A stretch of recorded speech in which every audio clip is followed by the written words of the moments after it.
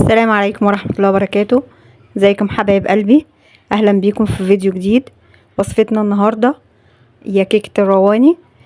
هي كيكة من اسهل الكيكات واحسن الكيكات اللي ممكن تعمليها. حاجة كده بسيطة وسهلة ان شاء الله تعجبكم. يلا بينا نسمي الله ونشوف مقاديرنا. بس لو اول مرة تشوفيني يسعدني انضمامك للقناة وان شاء الله تعجبك. اول حاجة نحضرها هي الشربات، عبارة عن 2 كوب من السكر، 2 كوب من المية، عصير نص ليمونة. نقلب كويس من المنتصف. مجرد ما السكر بس يبتدي يدوب بعدين بنرفعه على النار. اول ما بعد مرحلة الغليان بنحسب 7 دقايق وبعدين بنطفي عليه ونسيبه يبرد تماما. بعد ما بنطفي بنضيف كيس فانيليا وكده يبقى تمام معانا. لازم نسيبه يبرد خالص. نحضر المقادير الجافة، عبارة عن كوباية من دقيق السميد، كوباية من الدقيق الأبيض العادي، كيس من البيكنج باودر، نص معلقة صغيرة من الملح. نخلط المكونات الجافة كويس ونبتدي نحضر الصينية بتاعتنا. ندهن الصينية سمنة أو زيت.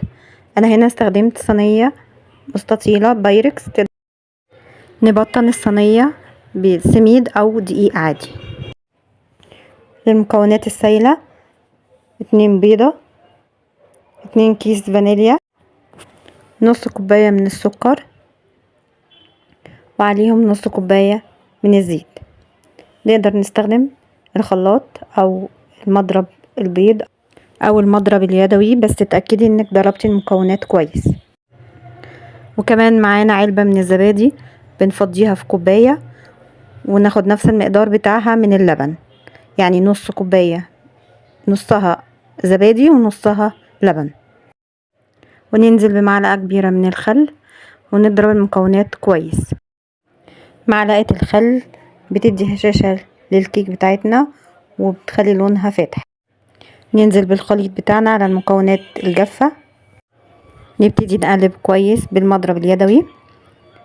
وبعد مرحلة التقليب بالمضرب اليدوي بنستخدم الاسباتولا علشان نتأكد ان مفيش اي دقيق في ارضية البولة بتاعتنا، ونتأكد ان المكونات كلها اتخلطت كويس. ننزل بخليط الكيك بتاعنا في الصينية ونبتدي نوزعه كويس، وكمان نديها خبطتين كده علشان نتأكد ان المكونات كلها مظبوطة بالتساوي. ندخل الكيك بتاعنا على فرن درجة حرارة 180 رف اوسط.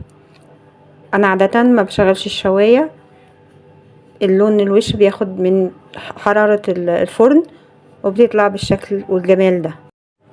نضيف الشربات البارد على الكيك، ولازم يكون الكيك سخن والشربات بارد. في الحالة دي الكيك بيمتص كل الشربات وبياخد كفايته، بياخد غالبا الكمية كلها. وبعدين نبتدي نزينه بالشكل اللي نحبه. تقدري كمان تضيفي معلقتين جوز هند في الخليط، بس احنا بنحبها كده، هي كده زي ما هي في منتهى الجمال. بنقطعها ونسيبها تبرد خالص علشان تاخدي نتيجة متماسكة بالشكل ده.